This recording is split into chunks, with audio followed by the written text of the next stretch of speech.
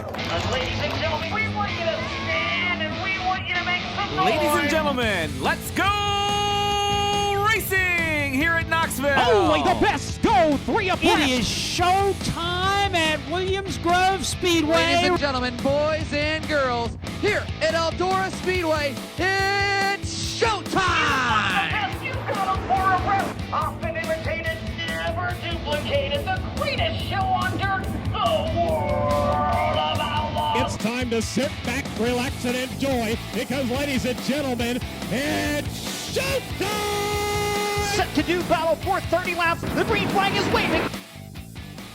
Hello, everybody, and welcome to Wing Nation. I'm Erin Evernham alongside your co-host, I think from South Bend, Indiana, somewhere on the road traveling, Ashley Stremme. Ashley, how you doing? As you can see, we're just chilling in the trailer right at the moment. We're here in South Bend, Indiana. Unfortunately, we got rained out this evening, so we are headed back east. But I had to take the time to chat with some sprint cars with my girl Erin today. So excited to be here. Well, we appreciate it. We like the background. It gives us some good vibes. I have some questions about the wrapping on the tires there. Like any Stremme secrets here? Yeah, the Stremme secret that you're seeing with these wrap tires is my husband being a former asphalt driver. He does not like his trailer dirty. I vacuum at least 3 to 4 times throughout the night of a race event. So at the end of the night, the tires get wrapped up in cellophane before they get rolled into the trailer because God forbid we bring more dirt into the trailer.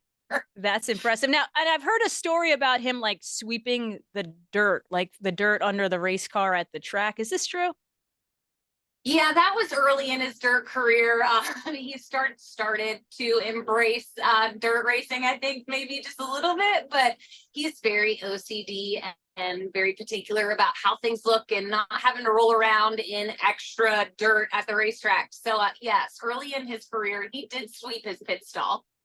All right. Well, enough picking on poor David, who's not here to defend himself. Let's get into our hot topics. Right in your home state, Pennsylvania Speed Week, presented by Red Robin Gourmet Burgers and Brews, the overall champion, Anthony Macri. What a performance he put on this past week. Yes, and back to back at that. So to back up Pennsylvania Speed Week last year and this year, 9 races obviously happened with Speed Week this week. 3 wins and 8 top 5 finishes. Obviously, Anthony and that car are back to their normal self, out winning races. But also having 3 wins this week, Danny Dietrich. So to have those two pretty much fill up Speed Weeks is a huge testament to what those guys are doing, especially Danny with the struggle that he's had so far this season. Absolutely. So overall, there was 9 races, like you mentioned, 3 wins to Anthony Macri, 3 wins to Danny Dietrich, 2 wins to Logan Schuchart. It was nice to see the World of Outlaws gave a freebie for the weekend. What were your thoughts on that? I thought it was pretty neat after all the rainouts they've had. Absolutely. I mean, it's a smart business decision on Carter's part. He knows that his drivers race for a living. And when you have that many rainouts, you got to let your guys be able to try to collect money somewhere, somehow. We actually chatted with Logan last week, and he touched briefly on that there was a group email that Carter was listening to their concerns, and, it gives them the opportunity to kind of hit some tracks now, especially Logan, that he'll get to be able to see later this year before the World Outlaws roll in. Yeah, and Logan, admittedly hasn't had the greatest start to his season, so it was neat to see him come home, get some wins. Average car count for Speed Week was 32.7 cars. Thought that was pretty good. 82 drivers competed in at least one event, and 8 drivers competed in all. I don't think that's probably as many in the past, but like we've talked about all season with all these series and people running everywhere, we're not seeing that attraction just to Pennsylvania Speed Week, are we? No, absolutely not. And in my opinion, it was probably a tick warmer this year than it was last year, which I know that can wear on you pretty quickly when you're out there busting your butt all day long in that hot humidity. So, it's hard to say what actually deterred people, but still the fans, though, I do want to mention that the fans showed up and showed out for PA Speed Week. Obviously, I was in attendance at Fort Royal. That place was packed for a Wednesday night show. So kudos to our race fans. We can't do what we do without you. Our drivers can't do what we do without you. So thank you for showing up for PA Speed Week this week. Absolutely. And like you mentioned, the heat and humidity, it's crazy. We talk all spring about the rainouts, and then they get 9 races in. And I know, I'm in North Carolina now. was in Florida, but my family's all up in the Northeast, and they are complaining about how hot and humid it has been the last 10 or so days.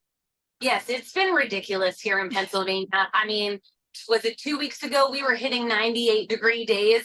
Yeah, so it's been a little warm this summer. Mother Nature has been finicky, to say the least. Yeah. We got some other racing in this weekend too. Lake of the Ozarks Speedway, the Power Eye Bandit Sprints, Friday and Saturday. Hunter Schurenberg won both nights. Pretty impressive.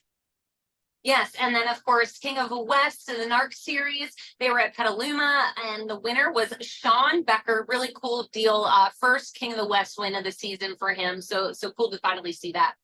In Knoxville, it was pretty neat. We see Scott Boguski, who's had a wonderful year so far. He had a top 5 with the World of Outlaws recently, passed Aaron Reitzel coming to the white flag, and it was his career first 410 win in the United States. Yeah, I'm sure that was extra special. Obviously, I read a couple of the headlines, and one of them was Aussie wins at the sprint car capital of the world, and we know that that's what these Australians live for, right? They come from Australia, they move to Iowa so they can finally capture that. So I'm sure that was a huge win for him. And obviously I had to go listen to his victory lane because he's Australian, and I just absolutely enjoy that. I knew you were going to say that. All right, well, we're going to take a quick break, and when we come back, we're going to have Logan Wagner join us on the Stage Fruit Hotline. Stay with us. Tony, do you even remember how to drive one of these? It's not something you forget. You should know that. The drive to succeed, the need to win, the desire to be a champion. And we surround ourselves with partners that believe the same. Like Tony Stewart Racing, Sage Fruit strives to be the best in all they do. They work hard on the farm, in the packing facilities, and with their retail partners to provide high-quality apples and pears all year long. You can compare apples to apples, but nothing compares to a Sage Fruit apple. Winning quality in every bite. Welcome back. This is Wing Nation presented by Sage Fruit. Joining us on the Sage Fruit Hotline is Logan Wagner, fresh off of a win at the Port Royal Speedway. Welcome to the show, Logan. Hey, guys. Thanks for having me. Absolutely. So tell us about that win. It was, I believe, your first career Pennsylvania Speed Week win. Pretty cool to get the 69K back in victory lane again at Port Royal. Yeah, I mean, it was awesome just for Greg Hodnett, the prestige of that race. I really think into the future, that's going to be a crown jewel.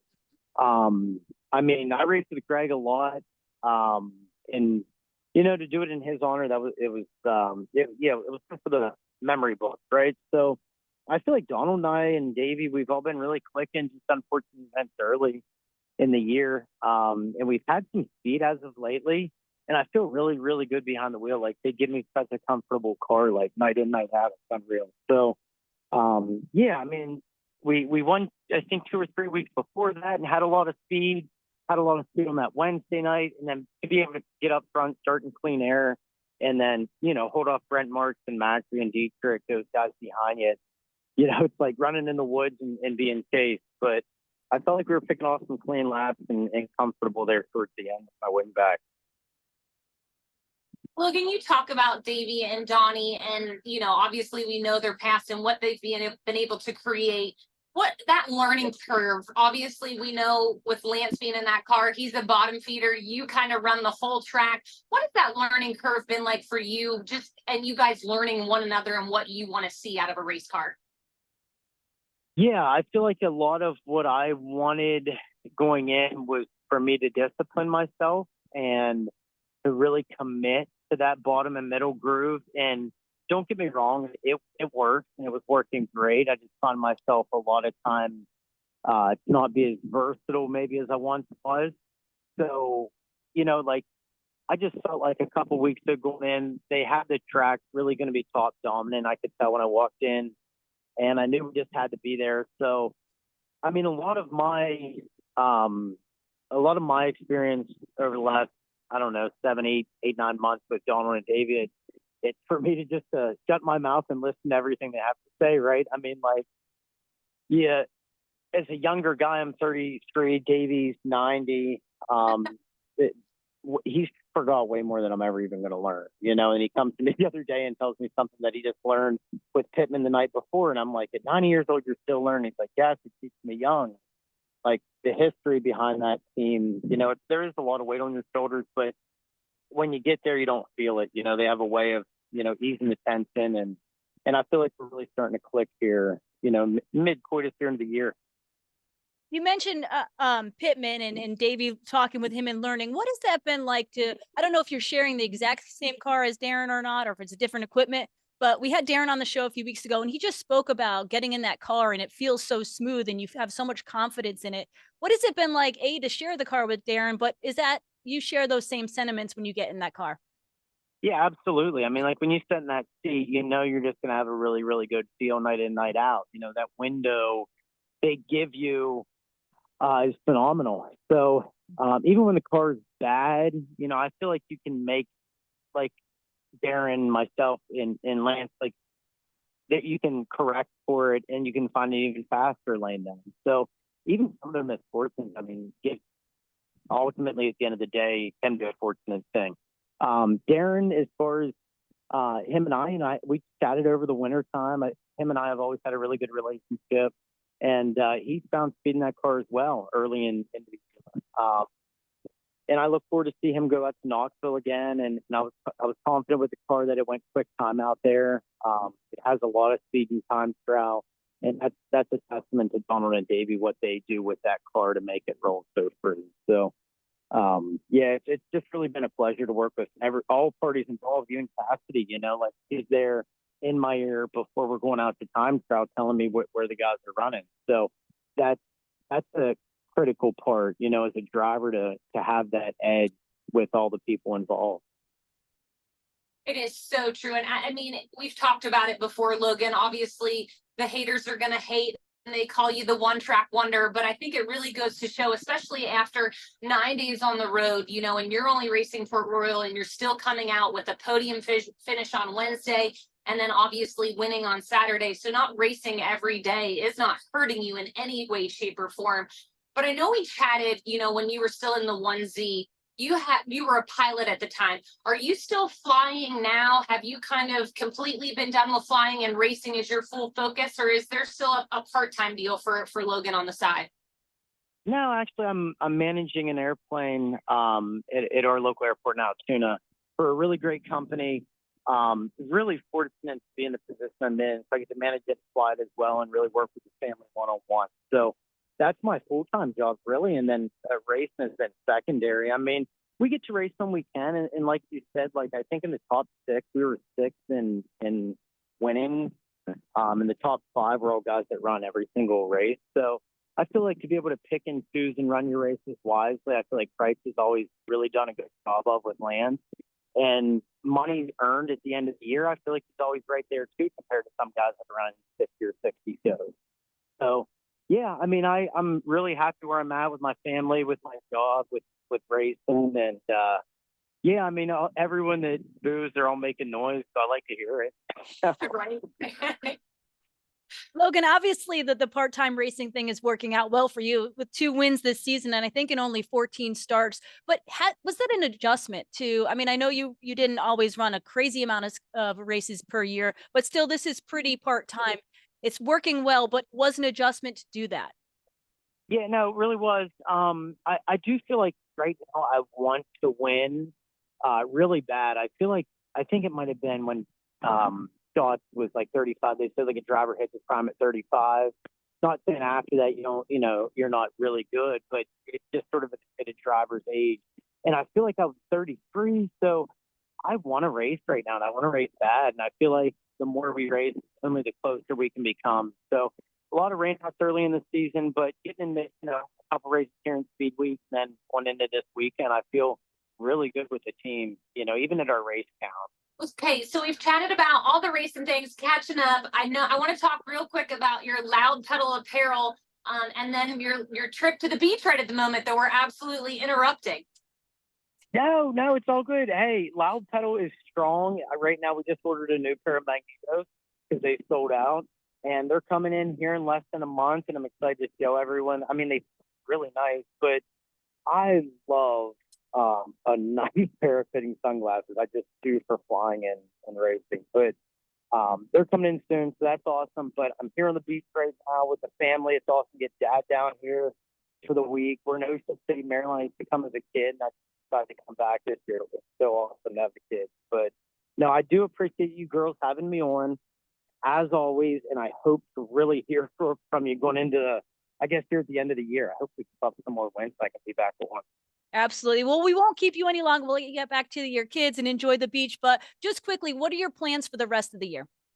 Yeah, I think, ultimately, I would have loved to go to Eldora, but I don't think we have the win count right now. We definitely have the speed and time trial. But their focus is going to be Knoxville right now, and then going into the Tuscarora 50 is my focus. So I feel like it's a weekly show. I want to hit Williams Grove a little bit more because how could you not with that car? I feel like it's so good. So I want to race Williams Grove more, Lernerville for the high limit show, and yeah, just pick and choose. Try to get as many wins as possible. Really, at the end of the day. Awesome. Well, we appreciate you so much for coming on and taking time away from the kids. Go build a big sandcastle, and good luck for the rest of the season. Yes, thank you so much for having me on. Absolutely. Well, that was great to catch up with Logan. Ashley, it's kind of neat to me as a retired driver, but to see someone who kind of is balancing it all well, the balancing family, life, business, isn't it? Absolutely. I mean, it's a struggle and it's a grind, right? I mean, a job in itself is a grind anymore. So when you can find that niche that you can find with your sprint car team where you're comfortable, you're happy, everything's meshing well in your daily life with your job, it sounds like Logan definitely has it figured out right now. It sure does. And it is a lot of a mental game. So it's great to catch up with Logan. We're going to step away and we'll have more Wing Nation in just a minute. Tony, do you even remember how to drive one of these? It's not something you forget. You should know that. The drive to succeed, the need to win, the desire to be a champion. And we surround ourselves with partners that believe the same. Like Tony Stewart Racing, Sage Fruit strives to be the best in all they do. They work hard on the farm, in the packing facilities, and with their retail partners to provide high-quality apples and pears all year long. You can compare apples to apples, but nothing compares to a Sage Fruit apple. Winning quality in every bite. Welcome back. This is Wing Nation presented by Sage Fruit. Let's go to the National Sprint Car Hall of Fame birthday calendar. Later in the week, Thursday would be Gary Patterson's birthday, Saturday, Sam Hanks. Next Monday would be Richard Griffin, Elmer George, Ricky Hood, and Charlie Wiggins. But today is the birthday of my good bud who I haven't seen in forever, Jack Hewitt. He is a 2002 inductee into the National Sprint Car Hall of Fame. He's a second generation racer. His father, Don, raced in Northwest Ohio. In 1975, Jack started racing and was mentored by Rick Ferkel. 1979, he had World of Outlaws start 5th in points in the inaugural season. Jack was not a points guy. He just chased money and trophies, easy to believe. With the All-Star Circuit of Champions, he had 56 wins. He was a 1985 champion. Some of his other highlights, he won the Grand Annual Sprint Car Classic in Warrnambool, Australia, the Belleville Midget Nationals, the Hoosier 100. In 1998, he swept the 4 Crown at Eldora. Crazy storyteller, great guy, iconic moments on the internet we all know of. Do you know Jack at all? Yes. So we got to interview him at the King's Royal one year with Wing Nation being there. And I honestly laughed through the entire interview. Obviously, he's well known for his most famous quote that you can kiss my, and he is a trip. And I think what I love about Jack the most is every large Eldora race, Jack is always there. And just a great guy, willing to chat with anybody. And just, as you said, an incredible storyteller. Yes, he is. One time, many moons ago, when I was racing with the All-Star Circuit of Champions, we did an autograph session early in the day, and he completely embarrassed me in front of the whole crowd. I would tell the joke, but it's actually not appropriate, and totally embarrassed me. But it was actually when I kind of knew that Jack was starting to maybe take to me, because he definitely was not for women in racing or behind the driver's seat or the cockpit or something else he called it, because I didn't have that. So anyways, went to Australia that year, and he ended up being a huge help to me. So I cherish the friendship that I have with Jack, and it's pretty neat. But if you want to hear his story and many others, Sprint Car Hall of Fame has it all, www.sprintcarhof.com. This week and this weekend, World of Outlaws are back on. Finally, it feels weird that there was a break. Wednesday, we have the Jim Boyd Classic at Evernham, 20,000 to win. And Friday and Saturday are at Wilmot, the Badger 40 weekend. Then we roll into the Kubota High Limit Racing Saturday, Portsmouth. It is the D. Niddle Memorial $25,554 to win, with a total purse of more than $85,000. Very cool. And the NARC King of the West, Friday, Saturday, they had the Howard Kading Classic at Ocean Speedway. That's always a big favorite in California. The Kading family has done so much for the sport. There's weekly racing this week everywhere, which is awesome. And hopefully the weather continues to hold out like it has been. So yeah, make sure you continue to follow us on social media, Twitter, Facebook. Our YouTube page has all our old shows. I know this show was a little bit crazy. Had to call a few audibles, but thank you so much, Ashley, for joining us from South Bend, Indiana. Yes, we're gonna head east now, but always great chatting sprint cars with you, Erin, and catching up. Awesome. Very cool. Well, thank you all for joining us today on Wing Nation, presented by Sage Fruit.